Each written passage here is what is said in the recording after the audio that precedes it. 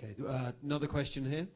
Now, I would like to know more about the relationship that you had for the hotel client. So, because as you're saying, sometimes we have some traditional clients, and that's a proof that it wasn't a traditional client, and some cases that you maybe thought about, and it wasn't to go to the media because of the client, some great ideas that it didn't spend.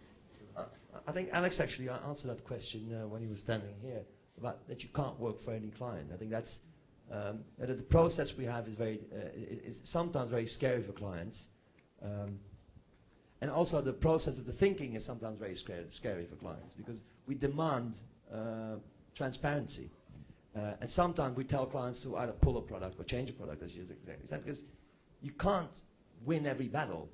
And we pull out when we don't feel that we can do something for that client. We just don't do it. I'd like to follow up on that, and I think it's partly relevant to your point as well. If you're starting a business, we have a mantra that we always show when we first meet a client, which is we have 3 rules. One is have fun, do great work, and make money. Always in that order. And the client has to have fun and do great work and make money as well, because it's a partnership. And fortunately, you know, we're one of the few agencies in London who hasn't had to make people redundant through the recent recession. We've struggled at times, but it's always been good because we've stuck by what we love doing, and we stuck by those 3 principles, and we've turned down business. I mean, the partners who own Mother could be hugely rich by now if they hadn't stuck to those things and done everything. But I think you've got to, whatever you do to make your company that's going to be a success in 10 years' time, is you've got to be passionate about it, and you've got to stick to your principles. Conversation recently is not anymore king, but it's inevitable. Be it conversation between the agencies and the production houses and the clients and the consumers. So do you think innovation in communication or marketing, we're going to come up from a guy isolated with a lot of references and thinking about and studying, or somebody who is really on the conversation?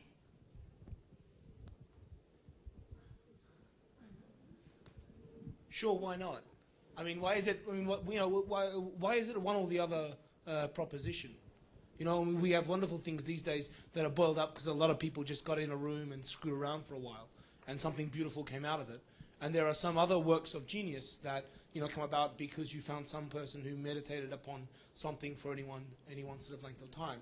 And I think, you know, let's accept that we're at some kind of moment of technological change, and that it's affecting not only the way the industry operates, but the way that we think about what the industry is. I think if we acknowledge that, we need to then recognize that we're moving through a period of change, and perhaps not glom onto the things that appear to be new or intuitive in the moment. I would hate to see, and God, I'm an academic, right? This isn't even my industry, but I would hate to see, you know, that it is an industry that moves too far in one direction because that looks like the right thing to do now. Because in 2 years' time it won't be, and in 5 years' time it may have come around again, or it might have gone somewhere else. I think there's probably space in the industry for both. You know, there are great planners who work in really bad agencies who come up with brilliant ideas that never get executed particularly well, but they're great ideas. You know, and this, you know, they're isolated because whatever. You know, and then there are wonderful things that come out of crowdsourced environments, like the Wikipedia, and then there's absolute trash as well. I'm sorry, it's the end of the day for me. Was there another question? Yeah, just probably the last question. Okay. To Castle Crane. As your account manager is dead, how do you work with your clients? How do you make an interface between the agency and your clients? Throughout creatives, planners, and producers. So it's not the exclusive domain of an account manager to talk to a client. It's a responsibility of a creative to talk to a client, a producer to talk to a client, and a planner to talk to a client. So we share that responsibility. It works. It really, really does work. Okay, last question, apparently. I'm just being told what to do. So last question. Good afternoon. I am journalist. I work with communication. I work with brands. I try to understand the network, social networks, I try to understand about anthropology and sociology. And my question is, how to prepare to the future, how to be a communicator in the future? Only a creative one will survive? Can I add to that? It's a metaphor we use a lot at our company, Colmeia, is that communication into then look. And maybe one of you guys made up this metaphor we love. Communication up to now was more like bowling. You train, you walk your ball, you throw it, and you just hope. And now it looks more like a pinball game, where all you control is those two little paddles, and there's a lot of stuff you cannot control. And sometimes you freak out, oh, I'm not scoring enough, maybe I should change my strategy. So we think it's harder now, but is that how to prepare for the future? Do you agree? What do you think about that? One adjustment I'd maybe even make to the metaphor is I think you definitely, if it's pinball now, you definitely have the two flippers at the bottom.